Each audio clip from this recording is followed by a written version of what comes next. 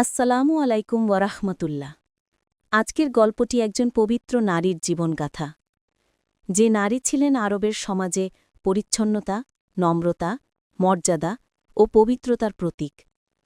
তিনি হলেন আমিনা বিনতে ওয়াহাব রাহমুল্লাহ, নাবিজি সাল্লাল্লাহু আলাইহি ওয়াসাল্লামের জন্মদাত্রী মা। তার জীবন কেবল একটি নারীর গল্প নয়, বরং মানবজাতির ইতিহাসের সবচেয়ে আলো ছড়ানো একটি অধ্যায়। বন্ধুরা, যদি গল্পটি আপনাদের ভালো লাগে, এসআর ভয়েস বাংলা চ্যানেলটি সাবস্ক্রাইব করবেন। আপনাদের একটি সাবস্ক্রাইব আমাদের আরও সুন্দর ইসলামিক গল্প বানাতে প্রচুর উৎসাহ দেয়। চলুন শুরু করি।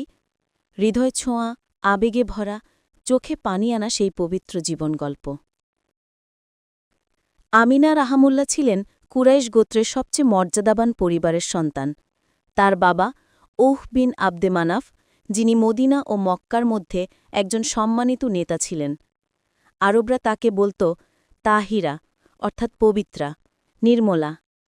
আমিনা রহমুল্লাহ ছিলেন শান্ত স্বভাবের, শিষ্ট, নরম হৃদয়ের এবং অসাধারণ বুদ্ধিমতী। মানুষ বলত তার চেহারা যেন চাঁদের মতো, তার চরিত্র যেন সুগন্ধি মাটির মতো।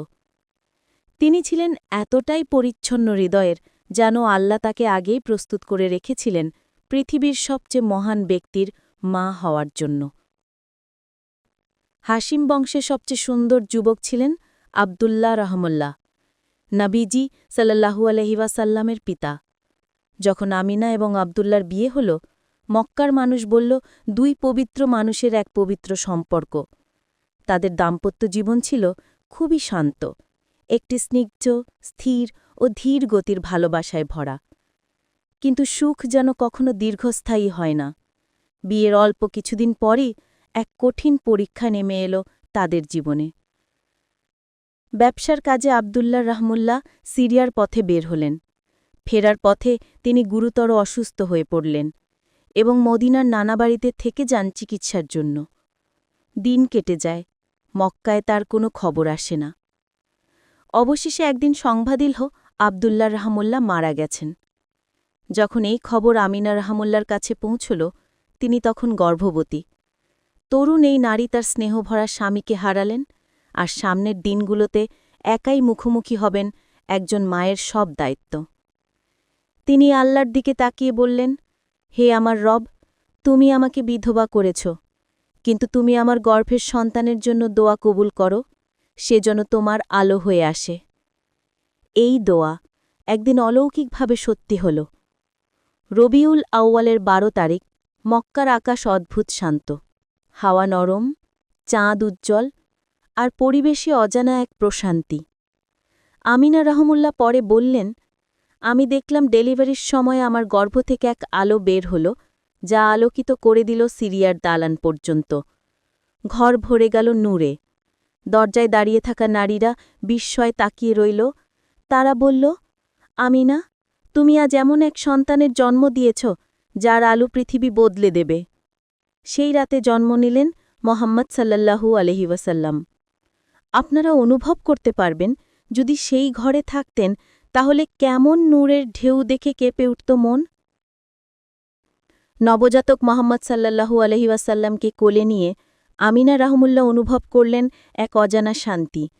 তিনি চোখের পানি মুছে বললেন, হে আমার রব, আমি একা, কিন্তু তুমি আমাকে এই সন্তান দিয়ে সম্মানিত করেছ।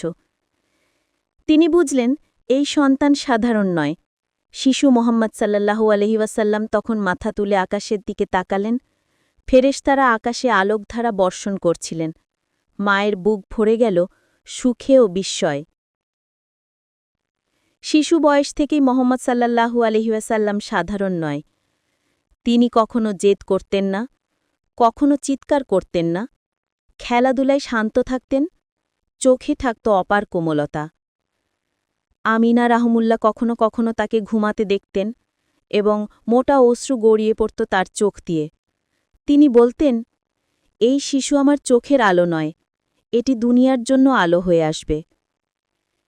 মোহাম্মদ সাল্লাল্লাহু আলাইহি ওয়াসাল্লাম যখন ৬ বছর বয়সী, আমিনা রহমুল্লাহ সিদ্ধান্ত নিলেন তিনি মক্কা থেকে মদিনায় যাবেন তার স্বামীর কবর জিয়ারাত করতে এবং নবীজি সাল্লাল্লাহু আলাইহি ওয়াসাল্লামকে তার নানা বাড়ি দেখাতে। মদিনার মানুষ ছোট্ট মোহাম্মদ সাল্লাল্লাহু আলাইহি ওয়াসাল্লামকে দেখে বলতো, এই শিশুর মুখে এমন আলো যা আমরা আর কারো মধ্যে দেখিনি।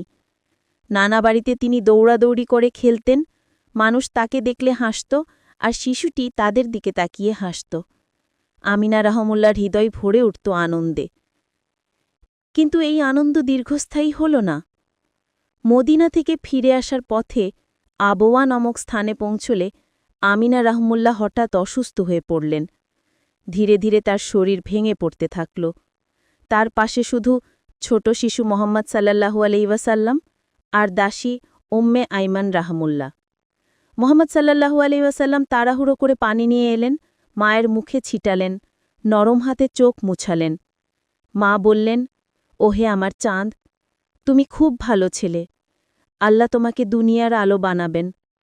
তারপর তার কণ্ঠ আরও ভেঙে গেল। মৃত্যুর মুহূর্তে তিনি ছোট্ট মোহাম্মদ সাল্লাল্লাহু আলাইহি ওয়াসাল্লামকে কাছে টেনে বললেন, বাবা, আমি যাচ্ছি, কিন্তু আল্লাহ কখনো তোমাকে একা রাখবেন না। তুমি দুনিয়ার জন্য রহমত হয়ে উঠবে, মানুষ তোমার আলোয় পথ খুঁজে পাবে। এই কথাগুলো বলেই এক অদ্ভুত শান্তি নিয়ে আমিনা রাহমুল্লাহ পৃথিবী ছেড়ে চলে গেলেন। ছোট্ট শিশুটি মায়ের নিথর দেহ জড়িয়ে ধরলেন। ওঠো মা, মা তুমি ঘুমিয়ে পড়লে কেন? তার কান্না মরুভূমির হাওয়াকে থামিয়ে দিয়েছিল। উম্মে আইমান রাহমুল্লাহ শিশুটিকে বুকের কাছে টেনে নিয়ে বললেন, সোনামণি, ধৈর্য ধরো, আল্লাহ তোমার মাকে জান্নাতে জায়গা দিয়েছেন।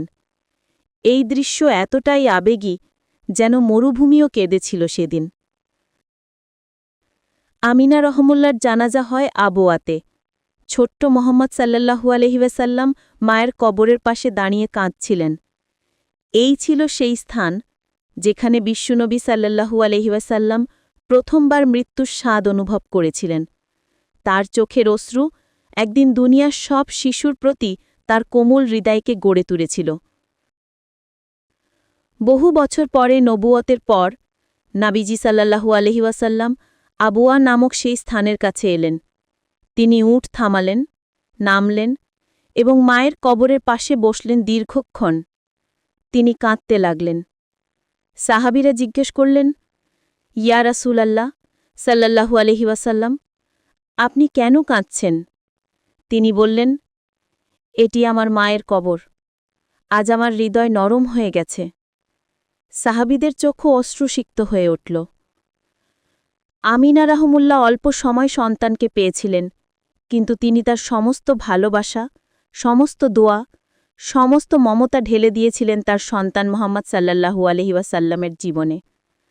এই মা চলে গেছেন, কিন্তু রেখে গেছেন দুনিয়ার জন্য রহমত, নবুয়াতের আলো, আখিরাতের পথ প্রদর্শক মোহাম্মদ সাল্লাল্লাহু আলাইহি ওয়াসাল্লাম।